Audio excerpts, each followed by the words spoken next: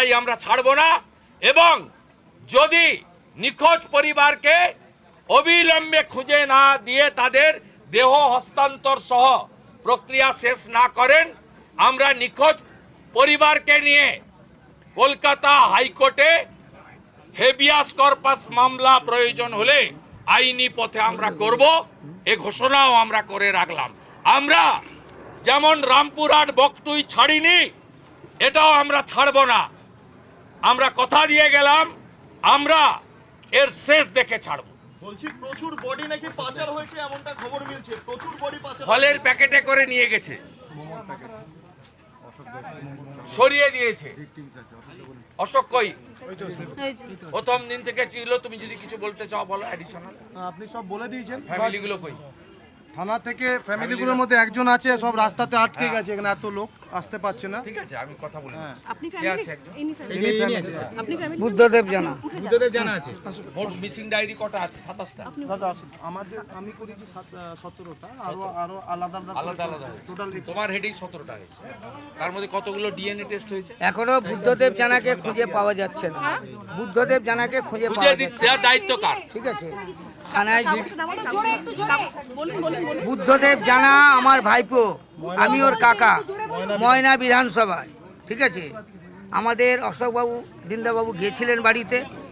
আমার যে ভাইপো তার একটা মেয়ে এবং 5.5 মাসের বাচ্চা পেটে আছে, বাবা মা বৃদ্ধ, তাদের অবস্থা এমনই। এখনো পর্যন্ত বডি সমাপ্ত হয়নি, বডি খুঁজে পাওয়া যাচ্ছে না। আমরা শুরুর থেকে সকাল থেকে এসেছিলাম, থানায় দৌড়ে দৌড়ে আমরা ব্যথ হয়ে গেছি। তারপরে আমাদের অশোক দিনদাবাবু এলেন, তারপরে আমাদের জিডি নিয়েছে, বলেছে ডিএনএ টেস্ট করবে, কিন্তু এখনও কোনো সুরা হয়নি, বডি খুঁজে পাওয়া যায়নি। আপনাদের দাবি কি এই মুহূর্তে? আমাদের দাবি হচ্ছে যারা প্রকৃত দোষী 10 লাখ টাকা দিয়ে বাবা মা দুটো ছোট সন্তানকে পোষা যায় না। 50 লাখ ঠিক টাকা আছে, দিতে হবে, চাকরি দিতে হবে। 50 লাখ টাকা দিতে হবে দোষীদের জেলে ঢুকাতে হবে। এবং বাড়ির একজনকে চাকরি দিতে হবে পারমেন্ট। এবং যারা প্রকৃত দোষী আমরা সবার কাছে অনুরোধ করছি তারা যেন শাস্তি পায়। দাদা দুটি কারখানা এখনো পর্যন্ত কোনো পরিবারের সঙ্গে যোগাযোগ পর্যন্ত করেনি, এখনো বডি পাওয়া যায়নি বলছে। যে কারখানাগুলোতে আগুন লেগেছিল ডেকোরেটরস কারখানা, সেখানে মুখ্যমন্ত্রী নিজে আসেননি কেন? 23 জন মারা গেছে, 27টা মিসিং, সংখ্যা কত বড়। মুখ্যমন্ত্রী আসেননি কেন? পুলিশ মন্ত্রী আসেননি কেন? এর জবাব দিতে হবে। অতএব এই রাজ্যে একটাই পোস্ট, বাকি সব ল্যাম্প পোস্ট। মুখ্যমন্ত্রী যখন গুরুত্ব দেননি, সিঙ্গুরে গিয়ে এপাং ওপাং ঝপাং করছেন, স্কুলের বাচ্চাদের তুলে নিয়ে এসছেন বিরিয়ানির লোভ দেখিয়ে, আর আমি গার্ডিয়ানদের না জানিয়ে, তার পরিণতি যা হওয়ার হচ্ছে।